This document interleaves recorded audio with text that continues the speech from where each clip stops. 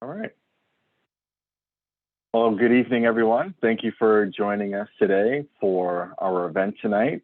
My name is Richard Connor, and I am the president of our local American Marketing Association Southern Connecticut chapter. So we're really excited to have you tonight. We have a really exciting topic and guest speaker, and we'll go through some introductory slides here first, and then we'll jump right into the topic about virtual reality and augmented reality. So just a little bit about AMA. We are part of a national organization. We're one of 70 chapters across the United States, and it's our aspiration to build an essential community for marketers. We serve the Southern Connecticut area, and we put on monthly events such as this one. We were hoping to be in person by this point in time, but given the way things are going at the moment, we're still offering virtual events. So hopefully we have in-person and hybrid events in the coming months. So just a little bit about AMA membership. So we put on these virtual events, typically have been for free, and we charge for in-person events. If you become a member of the AMA, we offer discounted tickets for our in-person events on top of the many, many perks that you receive from AMA National for becoming a member. It's only $12.42 a month that's charged annually to become a member. Very, very affordable now to become a member, and there's a lot of training and tools and resources that is available to you. In addition to that, we are very excited because every year AMA National offers what they call Marketing Week, and that is coming up. So it's October 4th through 8th, and anyone can have access to these marketing perks or these resources. Non-members can access them for free for this 1 week. So please check out ama.org/membership perk, and I believe we're going to put that link in the chat so you have easy access to that. If you have any questions about membership, I think our membership chair is on the call tonight, Jill Arvanitis, and reach out to Jill if you have any questions about membership. So we'd like to thank our very generous sponsors, starting with Media Associates. Media Associates is a strategic media planning, buying, and analytics agency. Next is Sacred Heart University's Jack Welch College of Business and Technology. They are located in Fairfield, Connecticut on Sacred Heart's spacious West Campus. The Jack Welch College of Business and Technology houses an array of state-of-the-art business labs and classrooms that are fully technologically enabled, supporting 9 graduate degree programs, including master's and certificate programs in digital marketing, business analytics, and business administration. The Jack Welch College of Business and Technology is our chapter sponsor and a sponsor for this event. So we look forward to partnering with them on future events and other collaborations. Next is the Austin Lawrence Group. They are a growth marketing agency that offers strategy and consulting to production and training services for B2B firms. Then we have Alpha Graphics, that is a marketing service provider with full service printing.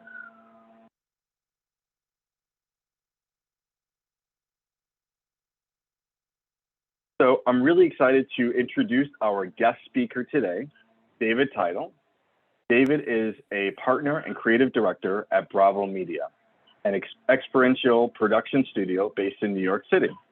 David led the Bravo team in the creation of the Donut Theater experience for Krispy Kreme Times Square and is currently overseeing the launch of The Stone Age and a new immersive experience coming to New York City in October. David has been a big fan of AR since Bravo produced their very first AR experience for the Black Eyed Peas on MySpace in 2007. So I'd like to say welcome, David. Thank you so much for being here to present today, and I'm going to turn it over to you. Cool. Nice to speak to everybody today. Am I coming through okay on audio for everyone? Yeah, excellent. Yeah. Cool. So let me see if Oh, I need to get screen sharing permissions from you.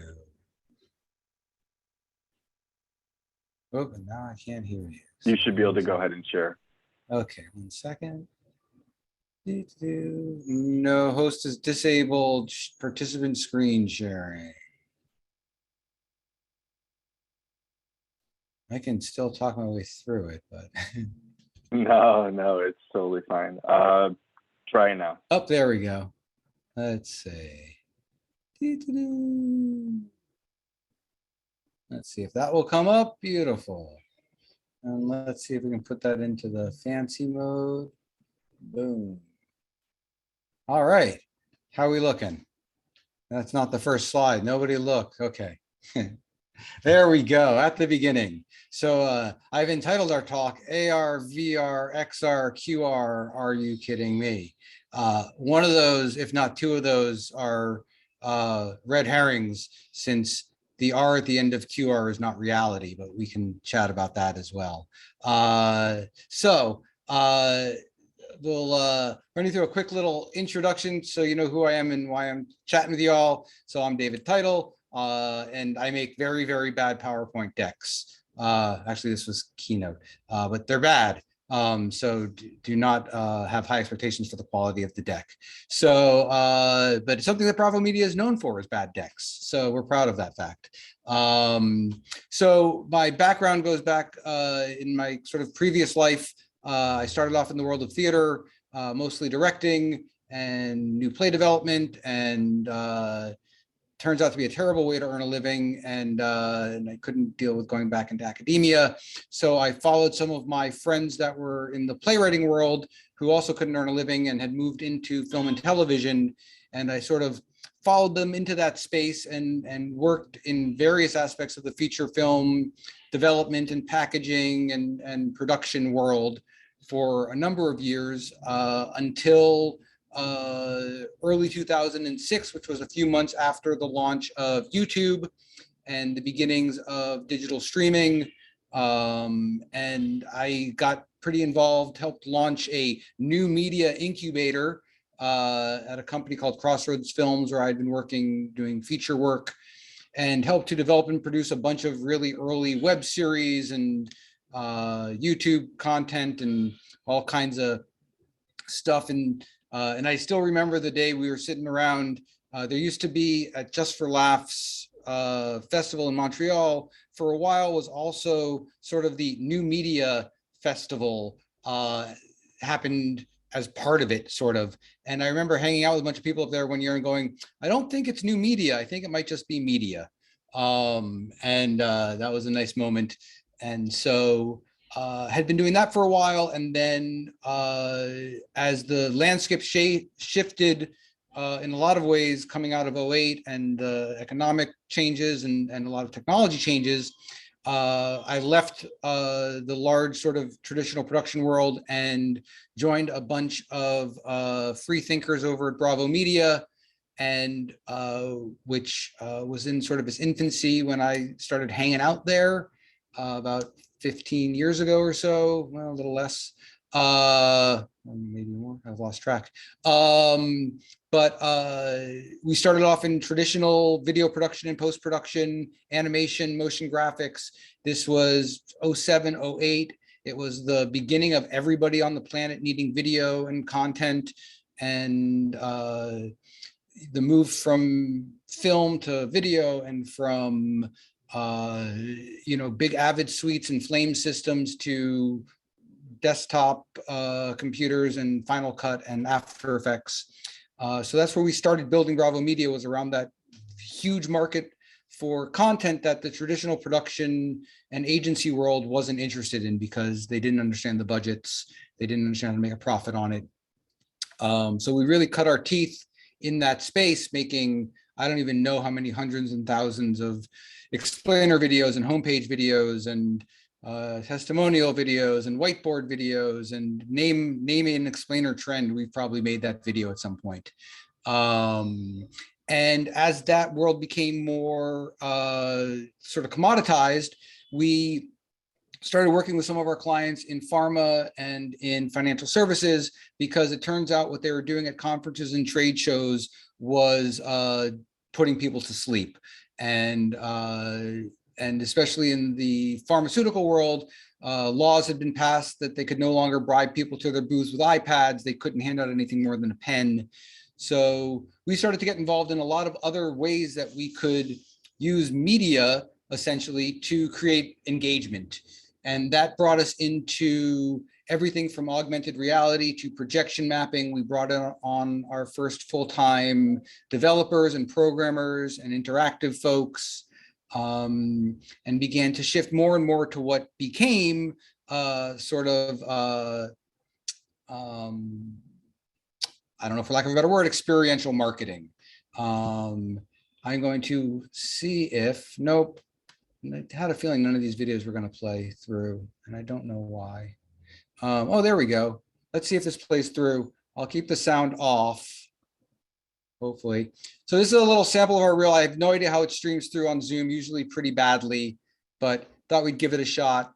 And this is just sort of a little showcase of a bunch of the work that we've done over the years. We really work across verticals. We do retail, hospitality, commercial real estate, digital only. It's kind of gone all over the map for us, but at the core of it is this notion of creating engagement and creating moments of surprise and delight using a combination of technology and content. And so this is a bunch of the stuff that we've been doing.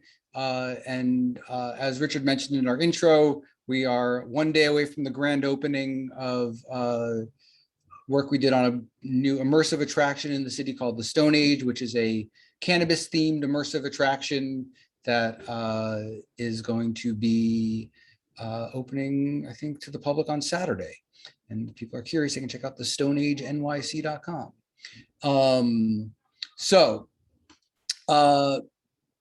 That's who I am.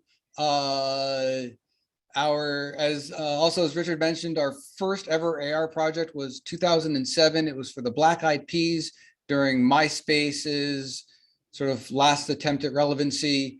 It was using a webcam as your interactive kind of trigger. It was cool. It created little 8-bit things on people's faces as they moved around and it tracked kind of to their heads. And it was pretty neat. And then AR kind of went away by any sort of mainstream notion of it. And then in 2014, we happened to have been contributors to the original Oculus Kickstarter, and had given just enough to get one day in the mail, the original Oculus Dev Kit 1 showed up in a cardboard box and with a very tiny instruction manual. And we hooked it up and put it on and went, holy shit, this is crazy. It came with 2 demos. It was a roller coaster and a little Italian villa, if I remember correctly. And it was one of those real moments of just like knowing this was not the final thing, but saying, well, this is, was remarkable because you immediately started to do this as you tried to feel and sense a reality that was not there. And that is a unbelievably powerful thing. Now, somewhere along the way, and I think it's due to the problematic R in both AR and VR, these two things kind of got glommed together and have even resulted in a thing called XR, which we'll not talk about later, but mention. So the first thing I want to do is separate these two things, because while there are interesting things that are similar, they're really different conceptually. So AR, which is augmented reality, is essentially creating a filter of digital items over the actual physical world that we are in, right? So a really common use that we see everyone using and not really thinking of is like Snapchat AR and Facebook filters. Those are all examples of augmented reality that we're kind of using every day. If you've used the IKEA or Amazon's AR thing to figure out if a couch will fit in your room or your the shoe will look good, or the Warby Parker glasses will look good. Those are all augmented reality experiences. And then virtual reality is a fully enclosed world separate from the physical world that we are inhabiting, in which everything is created digitally, and you are essentially living inside of a different reality than the one that you're physically sitting in. I was chatting today with somebody about the problematic nature of reality, but that's probably for a different discussion. But the key thing is that they're both really fascinating and really interesting, but they're very useful to continue to compartmentalize them, because that will prove to be better for use case understanding. So augmented reality is coming in a lot of forms, but until, people can argue with me, but my feeling is until Apple releases their pair of augmented reality headset, all AR will be done through your phone. That's where almost all of it's happening now. What little of it is happening, because if we were in a group setting right now and everyone could see each other, I'd ask everyone to raise their hands to see how many of you have an augmented reality application on your phone or have used AR in the past year in any form other than the demo that you were forced to try. The truth is, as cool as AR is, and as massively widespread as it will become, it is incredibly niche still. And the exceptions to that are the integrations that are built into things like Instagram and Facebook and Snapchat. But third-party augmented experiences are still very low on the use case world of actual people using them. But now we're going to try this again and see if these will play through for me or not. Nope, I don't understand how any of these things are supposed to work. Oh, look at that. They're just real slow because our internet is terrible in America. So the first sample that you're seeing, again, let me see if I can mute these things. So this is not our work, but it's interesting to share because one of the places that augmented reality is being used is as an extension of out-of-home experiences. So this is a bit of a comp, but it's using a billboard as a trigger for an augmented experience. And this is by a company called Groove Jones. They're an interesting gang, I believe based West Coast. And so that's something that we've been working on and that we're starting to see more interest in, is using AR as a way to extend a out-of-home campaign. One of the things that's helping that is that the long promised but yet to fully deliver notion of web AR is becoming more of a reality, and we can now offer relatively solid AR experiences of a limited nature that people can access on their phone via a website as opposed to through an app. That will get better quickly, but opens up a lot of opportunities even in its current sort of status. But really robust AR experiences still require the building out of their own app. A few of the AR things we've been doing more in the B2B space. This was a project that was done alongside of KPMG and is using this notion of portals, which is a pretty popular AR kind of gag. And it lets you kind of open up a gateway that you can then walk through in a one-to-one experience to showing, in this case, a new meeting center that they were in the process of putting together. And similarly, down here at the bottom, we'll see a similar concept. This was sort of during the pandemic. We were actually kind of creating pop-up trade show booths that you could spawn sort of anywhere you were and walk through and interact with whoops, and different experiences that, again, all phone-based, which I do think will be the standard, at least for the next couple of years, because simply put, the distribution of hardware to do anything else just isn't there yet.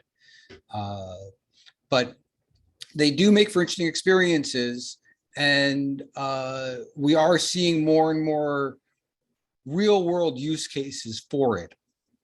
Part of that, so WebAR we talked about. HoloLens is Microsoft's AR headset.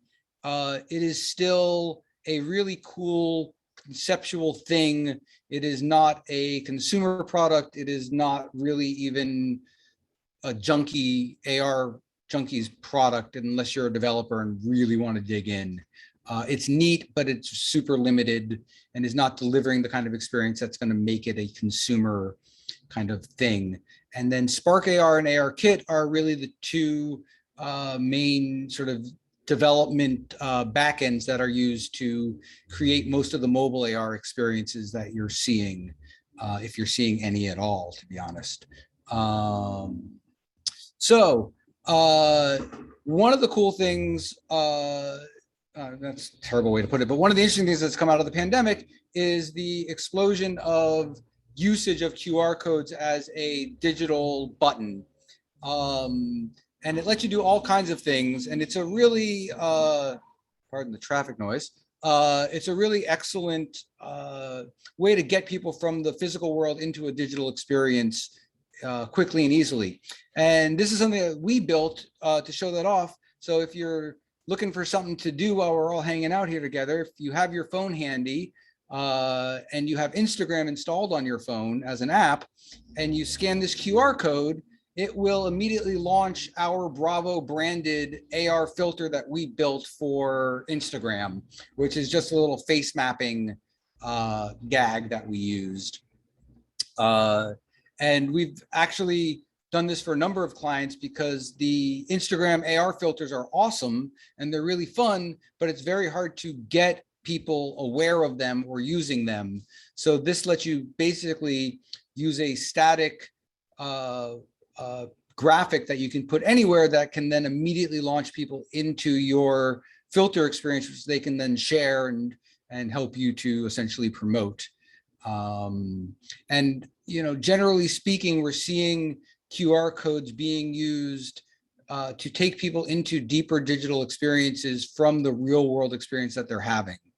And it's proving to be a pretty useful and pretty fun development, since QR codes were made fun of at the best of times pre-pandemic.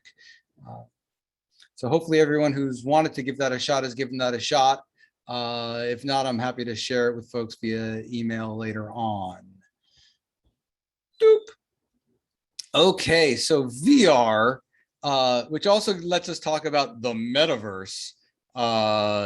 So again, to really separate, VR is this enclosed world. And I would say one of the more abused terms, especially throughout the pandemic, has been this idea of what is virtual, right? So suddenly every conference became a virtual conference, which was really what this is, which is a webinar, which we've been doing for a long time. And there's nothing wrong with webinars. And well, I don't know. There can be things wrong with webinars, but they're not virtual. They're actual. They're what's happening. What you see is what you get. This is all here. It's all happening. It's not virtual. It's not a simulation. It's not. I'm not taking you into another reality. So the notion of a virtual reality, or which is this enclosed world, and then really all metaverse has become a placeholder for, is this notion of an open virtual world. Although if Facebook has anything to say about it, it'll be a very closed virtual world. But the dream is this parallel universe that by putting on a headset, you can jack into and join this other space. that operates under its own series of rules and laws and regulations, um, uh, and it's not new. So if there are any sort of geekier, gamier folk out there, they might remember Second Life, which really started happening in the late 90s, early 2000s, which was essentially a virtual world without a virtual headset.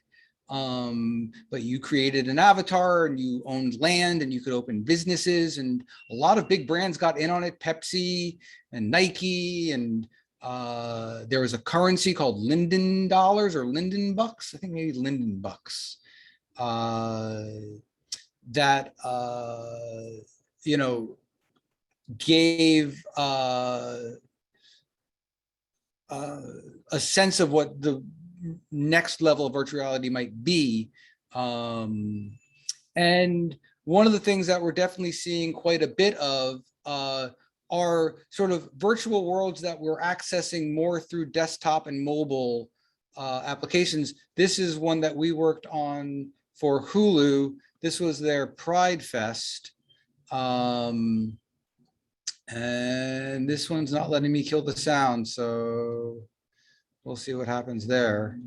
But this was the kind of thing where you got to choose and build your avatar, and then you'd enter into their little festival world, and we can snap through some of that, and you could walk around. You couldn't really talk to anybody in this version, but you could sort of interact with stuff. And it was kind of fun, and it was interesting. It was very early on in the pandemic, so I think it got some novelty value. And then I'm sure many of you saw Facebook's release of this thing, which is sort of the beginning of their multi-metaverse world, which they've decided to make look just like your terrible, boring office, but with a better window. And it baffles me. I don't know why, when you could be any place in the imaginated world, you'd want to be back in your office. But it seems to be the direction they're going. It's interesting because when they put out their press release and put out this video, the general response was really negative. It's interesting that people sort of reacted in that way, but I think it's because what they dreamed up is so unexciting. It's like, just as it looks, somehow almost worse than my actual world of work might be. There's something very strange to me about that conceptually. However, the notion that, hey, at some time in the not too distant future, we will probably all be in virtual spaces represented by avatars and having meetings and having experiences and playing games and being entertained is not a far-fetched thing at all. Again, we're largely waiting for the right hardware to hit, and history tells me again that will probably be Apple, and then everyone else will play catch up. But the notion of creating this other kind of universe is not something that isn't going to happen. Now, the nature of who runs it, who controls it, it's similar to the way the internet developed. It's going to be really interesting to see. I sat early in like the earlier VR days. I sat on a number of panels for the American Bar Association, in which they were talking about the potential legal issues that are going to arise in a metaverse. So like, what is harassment in a virtual world? What is assault? What is theft? What is, and under whose jurisdiction does this happen? How are copyrights going to work? All of these questions that are definitely not answered yet. It is a wide open field. And so I think, again, from our perspective, the technology side of it, like building virtual worlds, doing things in virtual worlds, that stuff, we're doing that already. And the main thing holding it back from being a mainstream thing is is a combination of people don't have the hardware. The hardware isn't easy and accessible. You know, if we think about, you know, the fact that there were MP3 players for quite a while before the first iPod came out, but the iPod is what made everybody into people that carried around 5,000 songs in their pockets. It was design, it was a lot of different issues, but it just worked and it was easy and it was fun and we loved it. And they did the same thing for smartphones. And so I think it, you know, the issue is still that the hardware available, Oculus still makes the best option out there, but it's not awesome. It doesn't work as well as you'd like it to. But the early issues with VR, that it made people sick and dizzy and all this other stuff, had nothing to do with VR. It had to do with technological limitations. So those things are being overcome. And so I do think, you know, we see, you know, gaming is leading a lot of this, but if you think about things like Animal Crossing, again, a big pandemic hit, major brands begin to sell digital products within that world. Same thing in, oh man, Jump from a Plane and Kill People game. Wow. Anyway, that one. Fortnite. Hey, you know, again, brands are coming in, artists are performing within these virtual worlds as avatars. Fortnite hosted a number of concerts that had massive attendance. So we're seeing elements of this where it is a virtual world, but we're not experiencing it through a virtual interface. So it's limited, but this is the half step between the two things. And the success of these half steps, to me anyways, makes an incredibly strong case for it's going to be huge in full virtual as much as it is in this kind of current in-between stage that we're in. I realize I haven't been looking at the chat or anything. If anyone has any questions, please throw them in the chat and I'll keep checking in to see if anyone has any.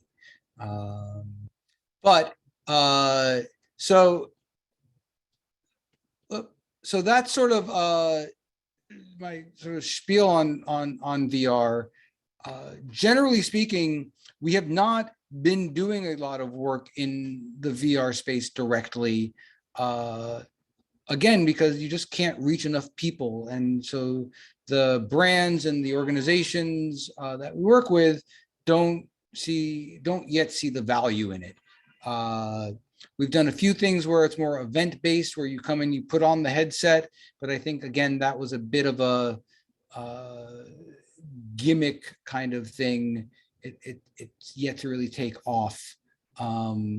The other place, obviously, that we're seeing, you know, some expansion in the VR space is in themed attractions, where you go and you have a VR headset as part of that experience.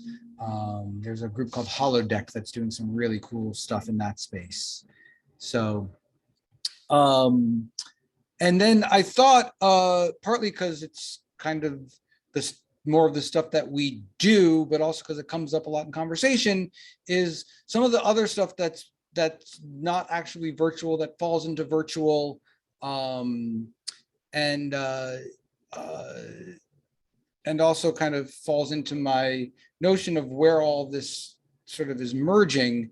But I just want to see if I put in, let's see. Oh, now it's going to play. Okay, so the first, I know they're all going to play. Cool. So holograms are another kind of virtual term that gets thrown around a lot, and I thought I'd throw it into this talk because I think it fits in, partly because it's a misunderstood and misnomered technology. So the first thing is, you probably haven't seen a hologram in any of the things that people have been calling holograms for the last 10 years or so. There's one guy on 24th Street in Manhattan that still makes actual holograms. It's an incredibly hard physical process, and they're amazing. And those are the only real holograms I know of right now.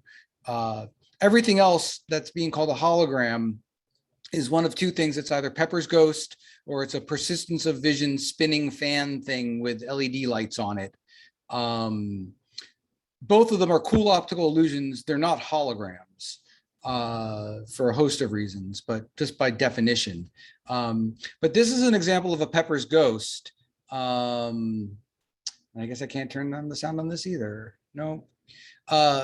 So what you're seeing is the candle is real. The flame is the quote unquote hologram, and it's using a technique called Pepper's Ghost, which is the same thing that was used to bring poor Tupac back to life at Coachella, Michael Jackson at the VMAs. They've been threatening to do it to Amy Winehouse. They did it to Roy Orbison.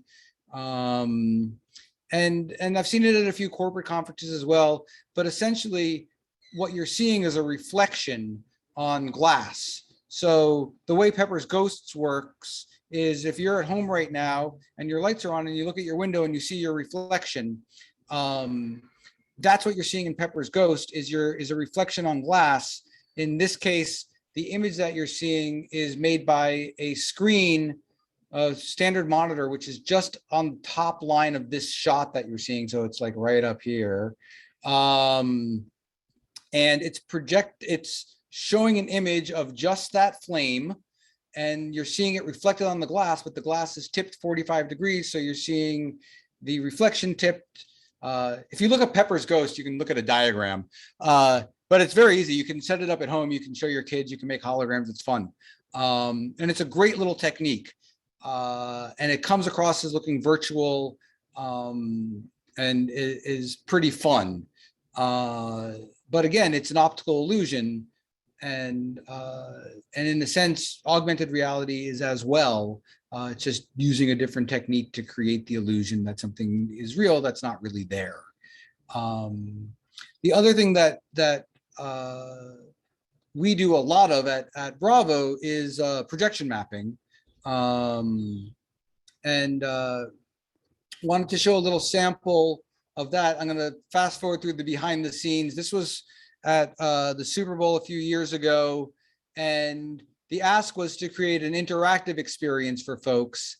And what we did was to create an application that allowed people to paint in real time their own custom, very, very expensive Mercedes, and then get a little picture of that car that they've created. And of course, it was all projected.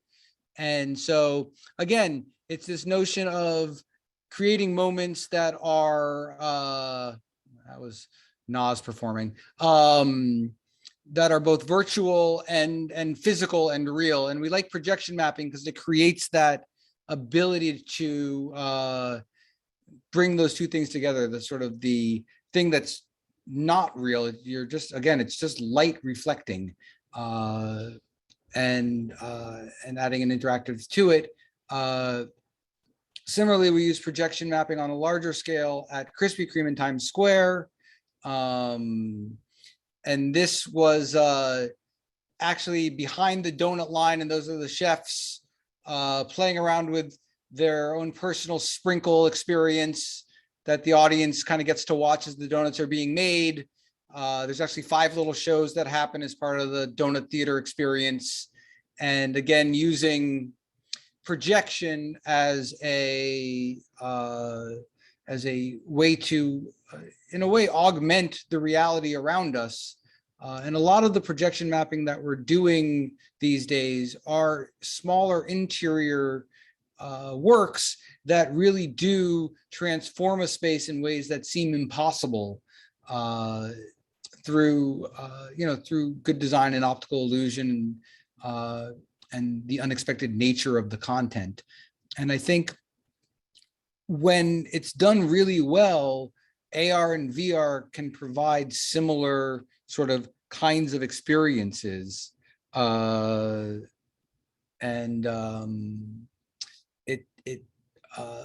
creates a similar kind of satisfaction. If you've seen a really good AR experience or been in a really good VR experience, there's a real, oh, wow factor to it.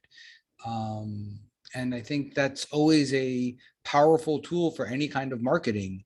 We're constantly talking to our clients about the intrinsic power of surprise and delight, that if you can evoke those feelings in somebody, your ability to do the other things that you're hoping to do with that person, go up exponentially. So, whoops, I guess that was the end of that. So that is sort of the core of what I've got to say, but I would be very happy to sort of expand on any of that, answer any questions around any of it. I'm also happy to dig out more examples of stuff if people are curious to see other sample things or recommend sources for any of that.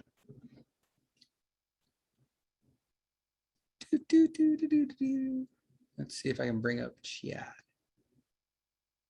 Thank you so much, David. I was actually just opening up the chat for you here, and there was one comment here and a question.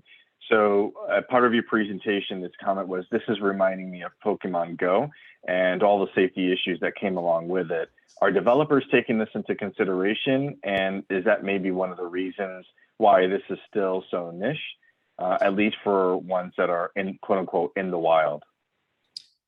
Honestly, I don't think it was, I don't think the safety sort of issues of it are the thing keeping it niche.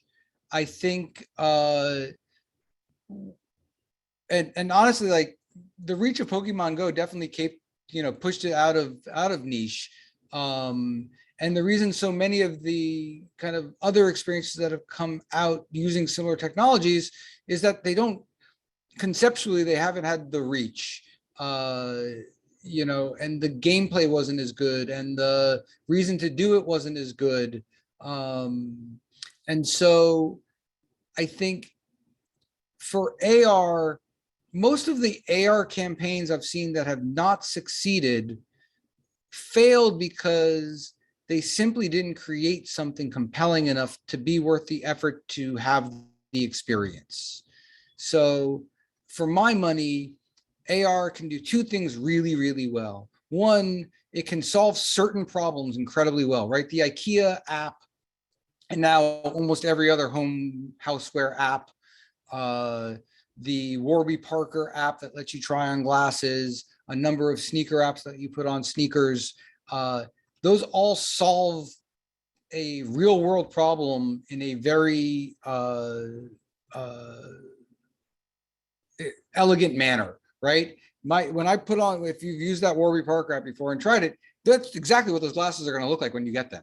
And it's going to look like that on your head. And if that couch, you can see how that couch looks, or if that TV is going to fit on the wall, like that's an amazingly useful thing. And if it's a tool that I'm going to use, then I'm going to use it all the time. I'm not going to think about it being AR. And then if you're going to use it as something for gameplay or entertainment, the core gameplay or core entertainment has to be the thing that's good. It can't be just that it's augmented. So like all the little AR apps are like, hey, you can put Ronald McDonald right on your desk and he'll dance for you. It's like, okay, now what happens? That's what happened. Oh, that was all that happened. Okay. I did all that work for that moment and it wasn't really worth it. So no, I think a lot of it is still niche because there hasn't been a good enough reason for people to want to use the technology. And also because it's really better through a headset or through glasses, and we're not there yet. And honestly, the third problem with all these kind of higher bandwidth experiences is that we live in a country that isn't properly networked. So there are just too many places where you just don't have enough bandwidth for the experience to work. Okay. All right. Well, thank you very excuse me. Thank you very much, David. So as you know, we're waiting for folks to pop in their questions in the chat. I'll just say that our community represents a variety of industries here in Connecticut, service-based businesses, consulting, products-based businesses, and brands. And you gave some really good examples on the product side. Probably there's two questions. Question number one is, are there good case studies or uses maybe on the service side? And then number two is, at what point should marketers be thinking about using AR and VR as a service or in their marketing? Well, I think on the service side, interestingly, one of the very first sort of industries to really embrace VR was architecture. And through that also things like retail design, visual merchandising, all these sorts of areas where you're basically trying to build environments and to figure out if those environments are going to be successful before you build them, because obviously once you've built them, the changes are very expensive. And for most people, it's very hard to look at a rendering on a screen or a stack of blueprints or even good video fly-throughs and really say to yourself, yep, I feel confident this is what I want it to look and feel like. You can bring all those worlds into a VR headset and then I can physically walk around it. And the reality is that it looks and feels very much like what the real thing is going to feel like. And I know that there are, market survey companies that set up VR experiences to test product design, to test shelf placements, to test all kinds of consumer responses to physical environments in a virtual way. So I've seen a lot of use cases all the way across that spectrum, from architects using it to show homeowners to corporate developers what their final thing will look like. Because the difference between an 8-foot ceiling and a 9-foot ceiling doesn't seem like a lot until you're standing there. And I can show you, here's 8 feet, here's 9 feet, and you can feel the difference. That's hugely powerful as a sales tool, as a money-saving tool. And we're starting to see a little bit more of that. There are some things, I've seen some of that with product stuff in AR where you can sort of see the virtual version of the product and look at it and check it out. Because you're doing it all through your phone still, I feel like it's limited.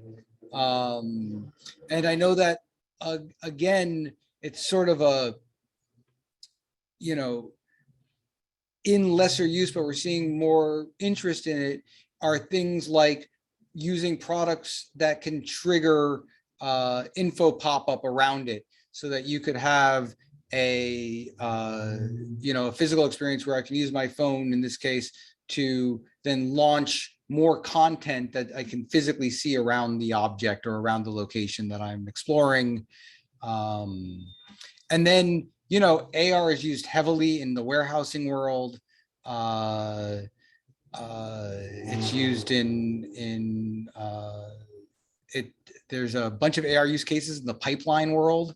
So on the industry side, on the sort of tech, there's a lot of industrial use cases for AR in the workplace and a little bit beyond. And I've seen some use cases for VR in things like training for customer service and things of that nature. That's getting better as the sort of AI part of it gets better. Yeah. And then, so someone was asking us a great question of if you're looking to try this out, where do you start? Is a good question. The first thing I'll do, depending on whether you're on iOS or Android, is go to your app store and search for AR apps and just start downloading anything that looks interesting and try them. Most of them are either terrible or just useless. And a handful of them are more interesting. But it is incredibly, I'm amazed even with clients that come to us wanting to use AR for an initiative or whatever they're working on. And I'll ask them, I said, well, what AR experiences have you tried out? What do you like? What don't you like? And most of them have none. Or how many AR apps do you have on your phone? Or, which, how have you used it? It's wild to me that people, even in the industry, just haven't played with it. It's like super accessible. There's thousands of AR apps that you can download and try for free. And it's important to try the really bad ones because you'll get a really good idea of like, oh, I see why this is cool. And this is why this isn't cool. And this is what I really liked about this. And this is what I hated about this. Because, you know, as I constantly try to remind people, we are the consumers. If you think it's stupid, your consumer is going to think it's stupid. If you think it's useless, your client's going to think it's useless.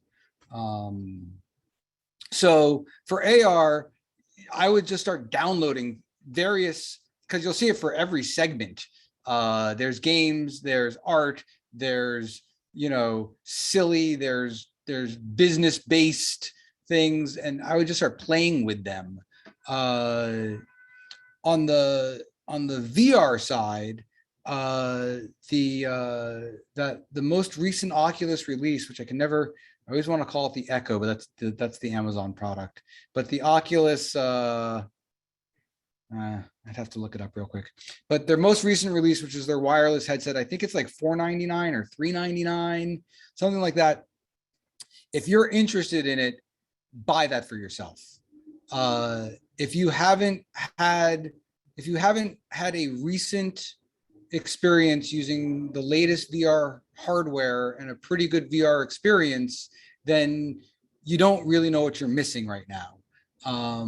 And I truly believe that once you've tried it yourself and gotten into it a little bit and tried to use an experience where you're in a virtual space with somebody else, which you can do through that product, it's a game changer.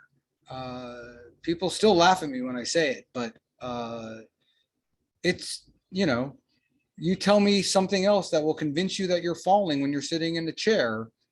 You know, it's incredibly powerful. And if you're not having a personal experience with it, you can't understand when you would implement it with a client.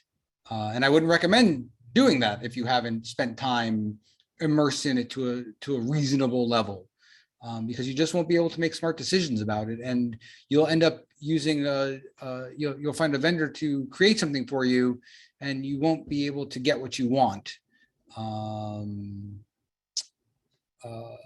Yeah. I'm just sort of scanning through these other questions.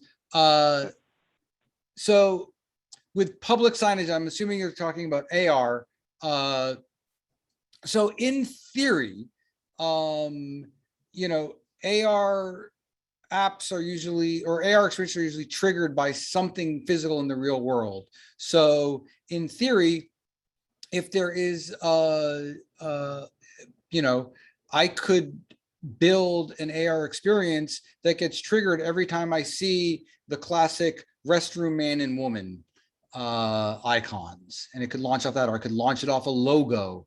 So public signage is no different, as long as it's a unique symbol of some sort. So for instance, we did a project a few years ago for one of the Westfield malls, and it was an Easter thing. And they had an app where you could go and walk around the mall, and every time you'd scan a Westville logo, you would get a literal virtual Easter egg would pop up on your screen. And if you collected enough Easter eggs, you could go to the central place and get a coupon for something.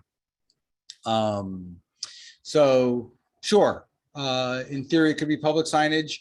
I believe was it Burger King that made an AR app that set fire to McDonald's posters? Is that what it was? Something like that. It was pretty good. Game of Thrones did a thing where you could use it via Facebook. You could point your phone at their posters and they would drip blood. So yeah, so there's all kinds of cool stuff. So in theory, again, all those ones that are either using the AR available through Instagram or Snap or Facebook or through an app still tend to require pretty good internet connectivity. So the question about public transport, it depends on, you know, what kind of signal you're getting, because most of these things don't work fully locally on your phone, although some of the apps will. Yeah, Night Sky is a cool app, by the way, Melanie. It's very fun. If you have a kid, it's a great way to have fun with the night sky, and it works pretty amazingly well. The AR on a smartphone, kind of simple. Web AR has to be simpler than purpose-built AR apps that I'm downloading to my phone. So that's a bigger difference in complexity than simply being on your smartphone. Your smartphone can do quite a bit now in terms of processing power, and actually has better cameras that help facilitate a lot of because you can do all your depth tracking and everything else now with your phone, so that facilitates a richer AR experience. So I haven't really run into an AR experience that was too complicated for a smartphone.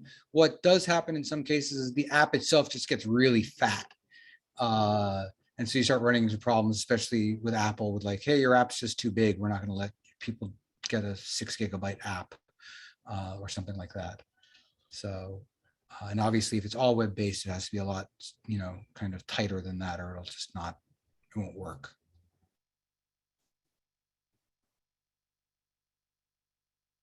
Okay. All right. Well, it doesn't look like there's any more questions, so please put your questions in the chat if you haven't had a chance to ask it.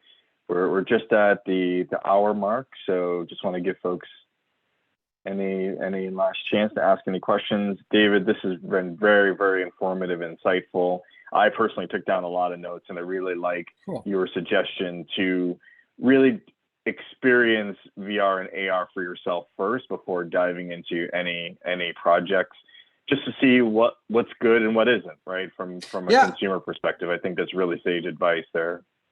Yeah, downloading a bunch of AR apps onto your phone is so illuminating. I can't even tell you.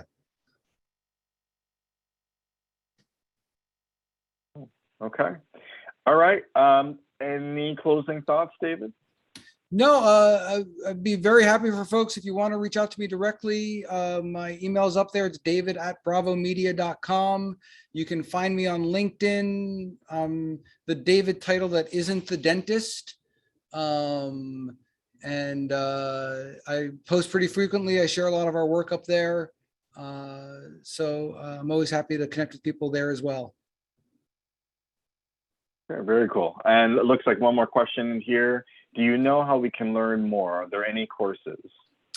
It depends. On the developer side, obviously, there are a number of different places offering, intro kind of stuff.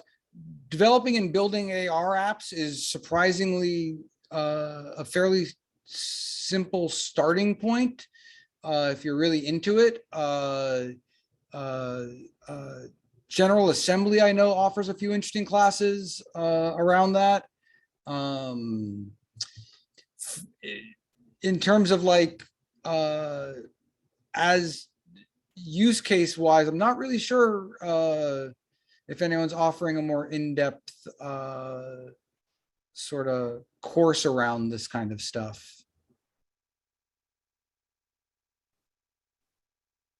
Okay. All right, David, I'm gonna steal the screen from you just to close out here. Great. I will stop sharing. Okay. So just want to say thank you so much again, David, for sharing all this great information. This session is recorded, so if anybody wants to review this, we will send out the link after the event. And just want to say thank you for joining us this evening. If you're interested in learning more about AMA Southern Connecticut chapter, please visit us at amasouthernct.org. And we talked a little bit about membership in the beginning. There's a lot of great membership benefits, and membership week is, Marketing Perk Week is coming up.